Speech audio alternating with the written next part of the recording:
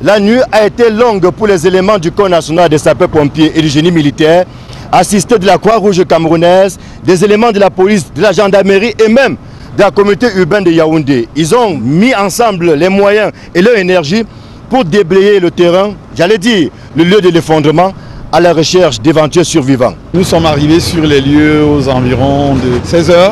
Les sapeurs-pompiers y étaient déjà, et vous savez que c'est la mission première des sapeurs-pompiers. Face à une situation comme celle-là, nous venons en appui aux sapeurs-pompiers pour la recherche, parce que nous avons des engins mécaniques qui peuvent permettre d'aller un peu plus rapidement. Donc lorsque nous sommes arrivés, compte tenu du fait qu'il y avait des personnes qui avaient donné encore des signes de vie, ces engins mécaniques ne pouvaient pas être utilisés. Une fois que les sapeurs-pompiers nous ont donné le OK afin que nous puissions lancer la fouille avec les engins mécaniques, c'est ce que nous sommes en train de faire. Il s'agit d'un effondrement d'environ 2-3 dalles en fait, qui se sont écrasées l'une contre l'autre. D'après les informations que nous avons, c'est qu'il y a un certain nombre de personnes qui étaient au rez-de-chaussée au moment de l'effondrement. Donc nous poursuivons les recherches avec l'appui du génie militaire.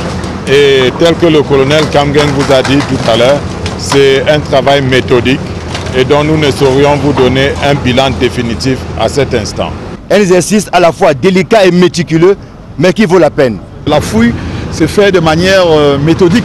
Il est question pour nous d'aller d'abord vers les zones où nous croyons qu'il peut y avoir du personnel, parce que nous avons quand même pris quelques informations sur ceux qui étaient sur le chantier.